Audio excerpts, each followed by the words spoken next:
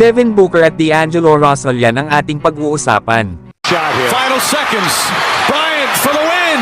Bang! Aminado naman si Devin Booker na mahirap ang maging NBA champion kesa ang manalo ng gold medal sa Olympics.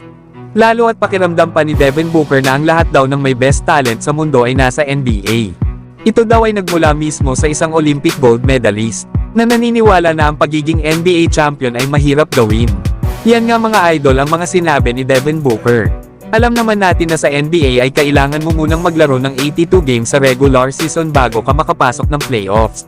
Kailangan mo nga munang manalo sa mga playoff series bago naman makarating ng NBA Finals. Kaya pagsubok talaga muna ito sa kanilang endurance skills at teamwork na malaking challenge nga ito sa bawat player at kupunan sa NBA. Isa pa ay kailangan ding manatiling healthy ng bawat manlalaro buong season kung gusto nilang makipag-compete sa championship. Kaya alam na alam ito ni Devin Booker na minsan na ring nakarating ng NBA Finals. Pero bigo nga itong maging NBA champion noong 2021. Pero noong 2020 ay naranasan na ni Devin Booker ang maging isang gold medalist sa Tokyo Olympics nang talunin nila ang France. Na dahil dito ay alam ni Devin Booker kung gaano kahirap ang maging NBA champion kesa ang manalo ng gold medal. Samantalang Washington Wizards maingat daw sa pagkuha dito kay D'Angelo Russell para ipares kay Jordan Poole. Lalo at ito daw Portland Trail Blazers ay walang interest kay D'Lo ayon pa sa isang report.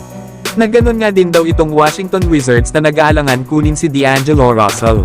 Pero andyan naman daw ang mga kupunan ng Toronto Raptors at Brooklyn Nets na open na kunin itong si D'Angelo Russell.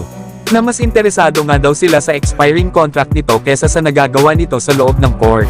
Si D'Angelo Russell kasi mga idol ay nasa huling season na sa kanyang kontrata. Habang ang Washington Wizards naman ay nasa rebuild mode pa sa ngayon. Kaya walang sense kung kukunin nila si D'Angelo Russell unless na nga lang daw kung balak nila itong mapanatili pa ng matagal. Isa pa ay parehas daw na offensive players itong sila D'Lo at Jordan Poole. Kaya mahihirapan din sila sa mga offensive guards ng kalaban kapag nagkataon. Kaya tingnan natin mga idol kung saan ba matitrade itong si D'Angelo Russell bago magsimula ang regular season.